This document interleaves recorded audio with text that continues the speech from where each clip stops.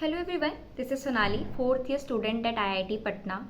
So in the last video, most asked question was to make a roadmap for JEE Advanced 2025.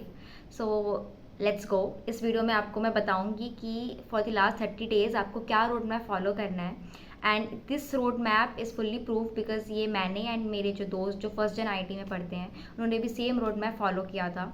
So just follow this road map and I'll be very quick and very short and crisp video होगा, don't worry. And in the end I'm going to tell you a very important thing जिसको most of the students neglect करते हैं जो मैंने भी mistake की थी. So please watch till the end. So without wasting your time, let's start. So इस road map को अब हम 4 phase में डालेंगे. Okay, 30 days बचे हुए हैं. So in the first phase we'll have the first 15 days, second phase the next 5 days, and in the third phase the next 7 days, and in the fourth phase the next 3 days, the last 3 days. Okay, so let's start.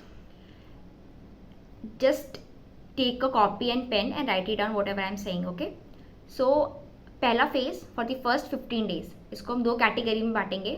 For the first category, students जिनके 98 percentile से कम आए हैं, for those students आपको क्या करना है कि आपको सारे सब्जेक्ट्स के इंडेक्स निकालने हैं. ओके, एंड अब आपको टिक मारना है कि कौन से टॉपिक्स हैं जो कि सबसे ज़्यादा आ रहे हैं. ओके, कौन से सबसे इम्पॉर्टेंट टॉपिक्स हैं उनको आप टिक मारो.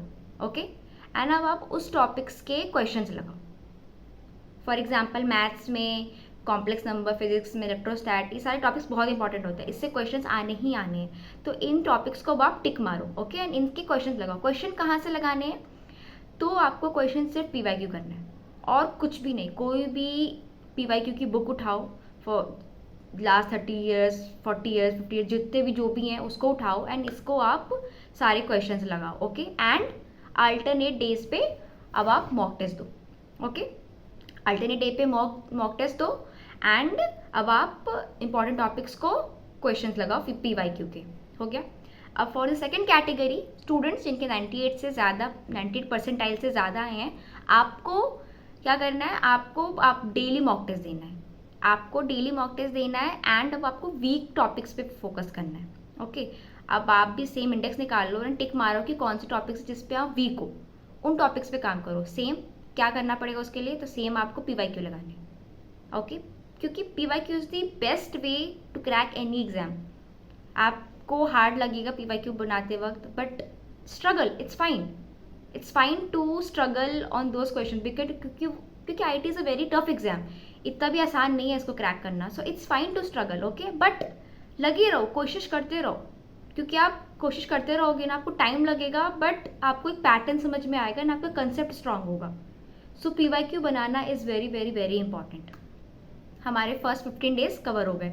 इसके बाद सेकेंड फेज जो हमारे 5 दिन है, इस पर अब आपको जो आपने मॉक टेस्ट दिया था उसको एनालाइज करो. ठीक है, मॉक टेस्ट देना ही इनफ नहीं होता है.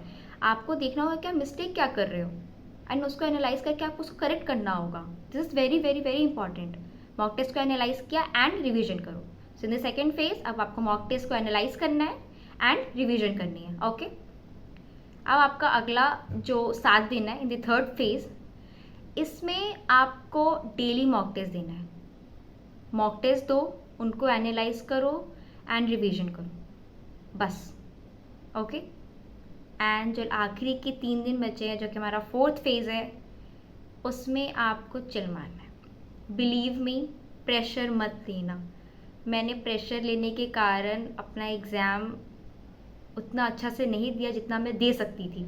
सो प्लीज़ प्रेशर मत लेना, चिल मारो, रिवीजन करो and keep meditating. Okay, keep meditating and don't worry, this is not that hard.